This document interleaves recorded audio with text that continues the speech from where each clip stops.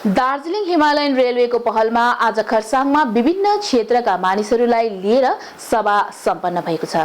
उक्त सभामा दार्जिलिङ हिमालयन रेलवेलाई अझ उन्नत गराउन तथा दार्जिलिङ हिमालयन रेलवेसितै पर्यटनलाई लिएर सभामा सुझाव सल्लाह मागिएको छ।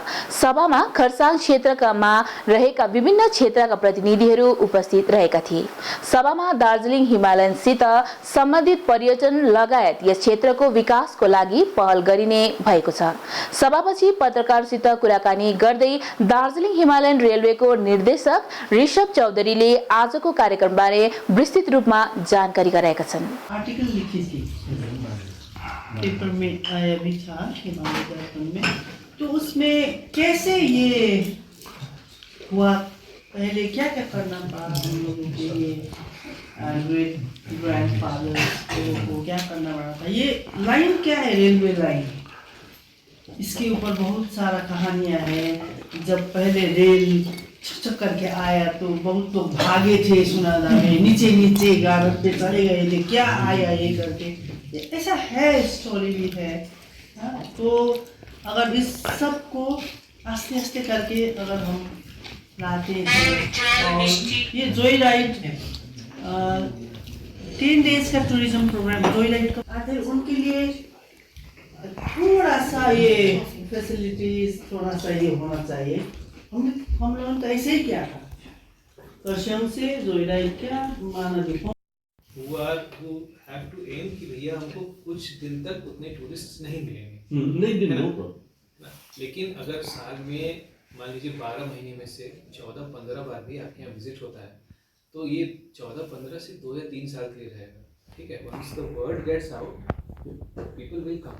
इस भी अगर टी गार्डन विजिट करते हैं तो टी गार्डन को भी उसकी हेल्प होगी, जो at the time we are facing the problem for selling marketing में थी। अगर उस काउंटर पे उस बगान में उसको प्योर दार्जिलिंग ओरिजिनल चाय मिल जाती है, most of the time the local hawkers they are selling the Nepal tea also, so which is not good. तो ठीक है, टी गार्डन से होता है तो कम से कम उनको टेस्ट तो लगे। बिल्कुल, अब हम लोग यहाँ बैठे और हम लोग पर्पल टी पी रहे हैं, दिस इज नॉट दार्जिलिंग।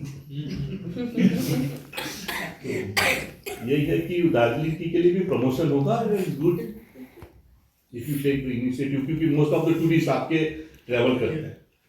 आज हम लोगों ने एक मीटिंग किया है DHR के सारे स्टेक होल्डर्स के साथ, जो टूरिज़्म इंडस्ट्री से जुड़े हैं, जो कल्चरल इंडस्ट्री से जुड़े हैं, हर वो इंसान जो किसी न किसी तरह दार्जिलिंग से एसोसिएटेड है, जिसका लाइवलीहुड जो है वो टूरिज़्म पे डिपेंड करता है। हम मानते हैं कि दार्जिलिंग हिमालयन रेलवे का एक स्टेक होल्डर है। हमारी काफ़ी फ्रूटफुल मीटिंग आज हुई है, जहाँ पे सभी ने अपना ओपिनियन दिया है कि कैसे हम लोग सब साथ मिल करके दार्जिलिंग हिमालयन रेलवेज का जो पूरा रीजन है, यानी कि सिलीगुड़ी से लेकर के दार्जिलिंग तक, इसको किस तरह से और डेवलप कर सकते हैं, और कर्सियोंग, सुकना, रोंगटोंग और आसपास के जो टी स्टेट्स हैं, इनको कैसे और डेवलप कर सकते हैं ऑल्टरनेट टूरिस्ट स्पॉट के रूप में।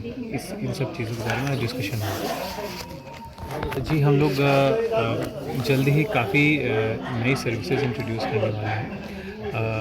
नए तरह के चार्टर सर्विसेज, नए रूट पे सर्विसेज, जो हमारी चार्टर यानी ऑन डिमांड सर्विस जो है, वो हमने 3 से 4 नई ऑन डिमांड सर्विसेज चालू की हैं, जो कि पहले से भी कम रेट पे है और हमें काफ़ी अच्छा रिस्पांस मिला है इसके अलावा हमारे पास नए कोचेस आ जाएंगे कुछ ही दिनों में, नए लोकोमोटिव्स भी आ जाएंगे, डीजल लोकोमोटिव्स भी आ जाएंगे कुछ दिनों में, और अभी इस साल के एंड तक हम और नई सर्विसेज जो है एक्सपेक्ट कर सकते हैं कि DHR जो है वो पब्लिक की सेवा में चालू करेगा। इसके अलावा हम लोग जो है एक सबको साथ लेकर मिलकर चलने वाली सर्विसेज की प्लानिंग कर रहे हैं, यानी कि ऐसी सर्विसेज जिसमें हम चाहे वो टी स्टेट्स हो या फिर लोकल ट्रैक इंडस्ट्री हो या फिर फॉरेस्ट हो, इन सब को इन्वॉल्व करके, ताकि सिर्फ DHR का ही फ़ायदा ना हो और बाकी जो लोकल इंडस्ट्रीज़ है उनको भी फ़ायदा हो। उसके अलावा हमारे जो टूरिस्ट्स आ रहे हैं उनको भी एक अलग तरह का एक्सपीरियंस मिल सके, क्योंकि दार्जिलिंग से NJP का जो एरिया है, ये ईस्टर्न हिमालयस का one of the most beautiful areas है, जो कि अभी भी काफ़ी अनएक्सप्लोर्ड है।